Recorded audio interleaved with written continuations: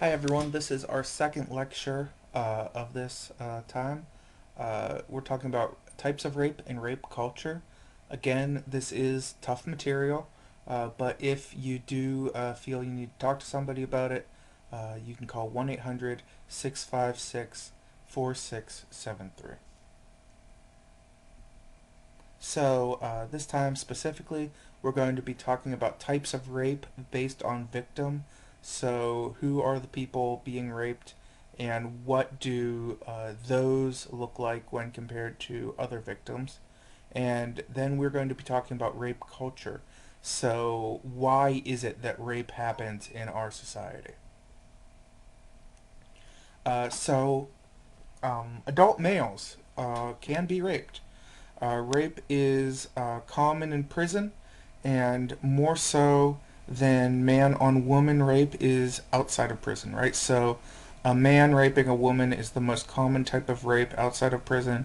The most common type of rape in prison is a man raping a man, and it is very common in prison. Outside of prison, there is dramatically less rape of men, and when men do rape men, both outside and inside of prison, physical force is often used more often than when men rape women. One half of victims who are raped, of male victims who are raped, identifies heterosexual. And interestingly, because of uh, the diminished status of heterosexuals in our society, rapists themselves often identify as being heterosexual as well. Uh, it's a very interesting dynamic, very troubling dynamic, and rapists assault with the intent to punish or dominate. That is true of the vast majority of rapes. Is that it's not really a sexual thing; is more about power and domination, and that is especially true among when men rape other men, and that might be part of how male rapists who rape other men view themselves as heterosexual because they're punishing or humiliating the victim. Men can be raped by women. Remember, rape is an expression of power, and actually, physiology is not that important to actually raping someone. Many forms of sexual assault can be performed without male arousal, right? So it just because a man isn't into it and doesn't get an erection doesn't mean that that man can't be raped. It's a common misperception. Child victims. So consent is irrelevant when talking about child victims. The victim is simply too young and cannot legally give consent to sex. The age of consent is different based from state to state. Some states it's 16, some states it's 14, some states it's 18. Um, but whether the child wants to have sex with an older person or not, it's irrelevant because it's about a power dynamic, a domination almost, if you will. Um, Many of us often think back to our teenage years and how we have friends who had older boyfriends or girlfriends or whatever, and those might not have been terrible relationships, but they were in a troubling gray area, right? So as far as the law is concerned, if allegations are brought up, then yeah, it's tricky. It's nasty. Girls are more likely than boys to be molested, and most molesters, most adults who prey on children are men. Now, when children have sexual contact with each other, when they're the same age, when they are, when it's said to be consensual there, that's still troubling from a social work perspective. It might not necessarily be rape, but it would be something that would have to be done about it. Um, yeah. Molesters are more likely to know their victims, and molesters are usually unmarried and suffer from some sort of social incompetence. Social incompetence is a relatively common disorder. I'm sure you have known people who have had, I believe it is a proper mental disorder, social incompetence disorder. But while that contributes to the likelihood of becoming a child molester, it certainly does not cause child rape. It is just a small portion of what goes forward there. Now, child victims of rape suffer in specific ways. It can create PTSD, just like having been in a war zone can. It can create behavior problems for the child, so they might act out, they might lash out in a way that was unexpected. It can cause early sexualized behaviors. This is why those who work with children are trained to spot certain specific things or certain specific knowledges. To spot if a child knows something about sex that they really shouldn't know at that age, right? It can cause poor self-esteem. And it can cause criminal deviance as well. And this is especially true of female prison inmates. A very large percentage of female prison inmates were molested as children or teens. And why is that so much higher than those of male prison inmates? Well, it's because females are more likely to be molested than males are. That accounts for it. And additionally, if a male is molested when he was a child, that also can create a tendency toward criminal deviance for him as well. Men who molest children differ considerably than other rapists. So I mentioned previously that it's difficult to profile rapists. It's actually relatively straightforward to profile child molesters. They're almost always 35 plus in age. They were likely raped as children. Just because a child is raped doesn't mean that when they grow up they will become a rapist, but it is a factor into there.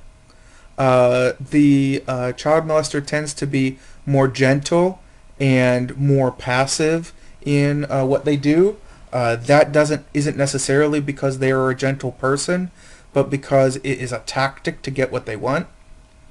Child molesters tend to stop at fondling, so they might not necessarily engage in full intercourse with the child, and they tend to keep abusing the same child over and over again over a period of time.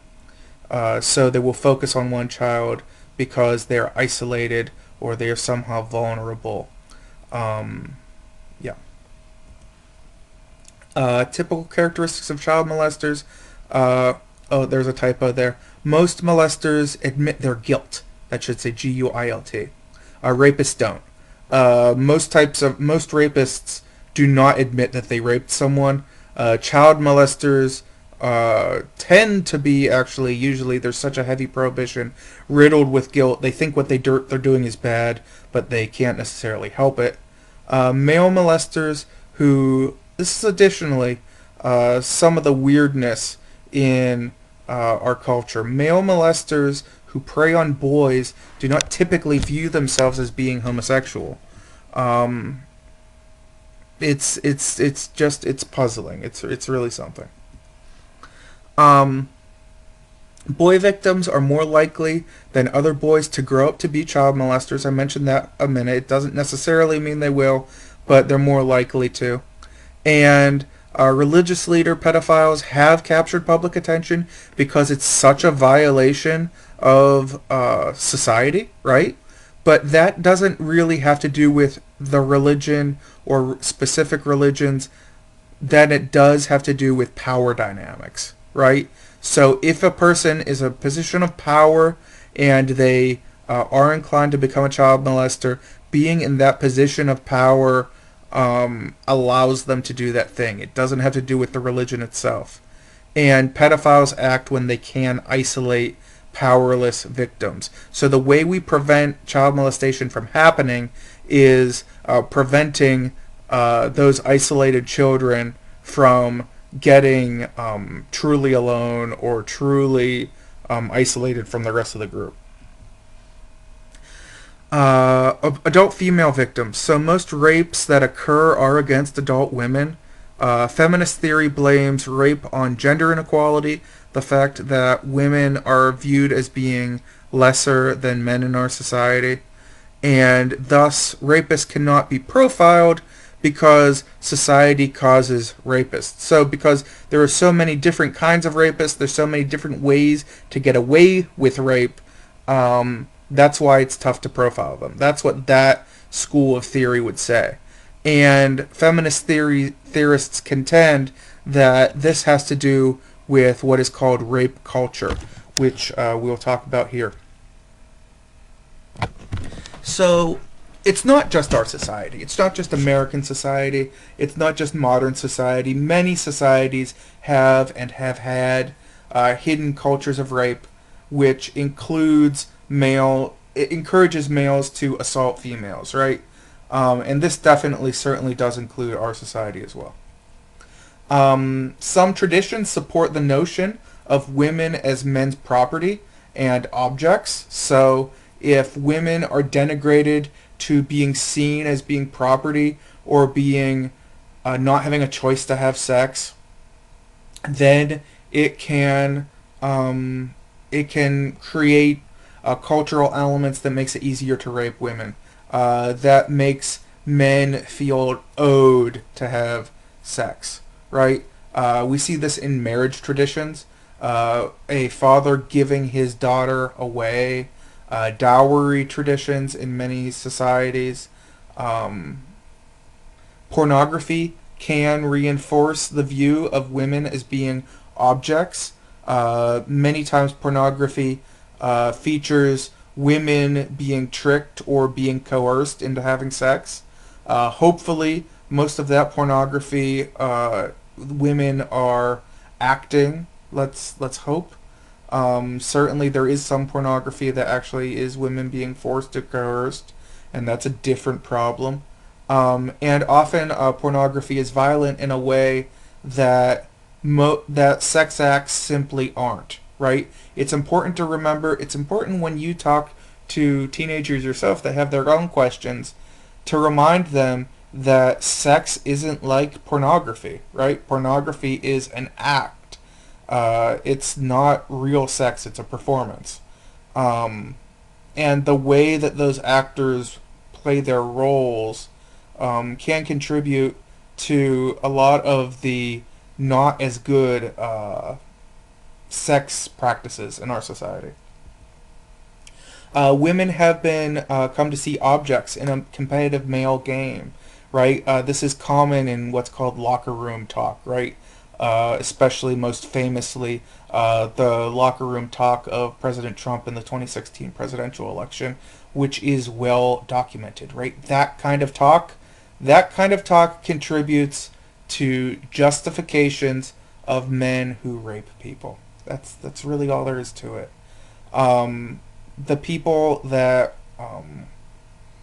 talk like that don't necessarily, maybe they don't mean it, but those men who do become rapists, they use those justifications to justify their rape.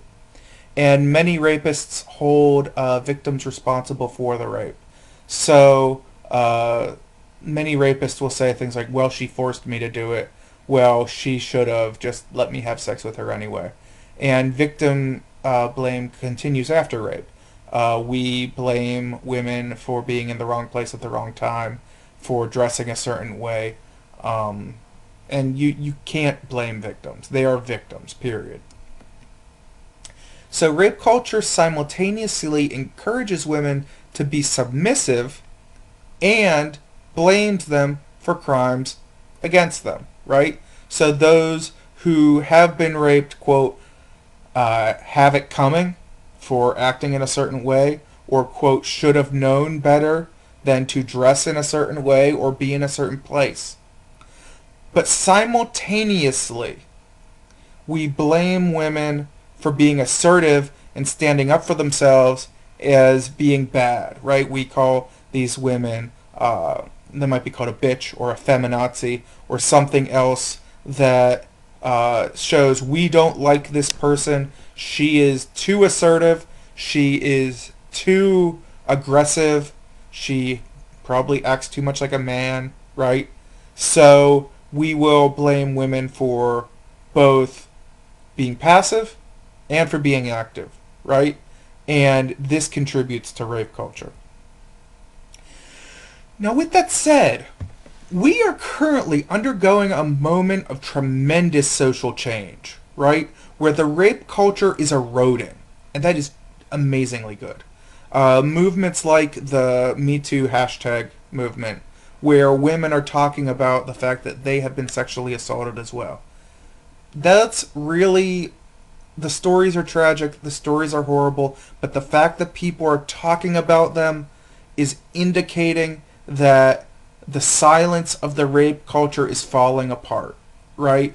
Mass women's movements that we've seen over the last couple years are also showing that women do not be wanted to be treated in certain ways anymore. And because the rape culture is eroding, this is why so many celebrities, so many politicians are being identified as doing these things. It's not because they just started being this way. These things have always been part of our society, but women aren't putting up with it anymore. And that is good. And those people that have abused their power for generations just can't do it anymore. So things are changing. Things are getting better. We still have a tremendous problem with rape in our society and with sexual assault in our society. But we're getting better. So that's something. Let's continue this conversation in our discussion boards. And I look forward to this conversation.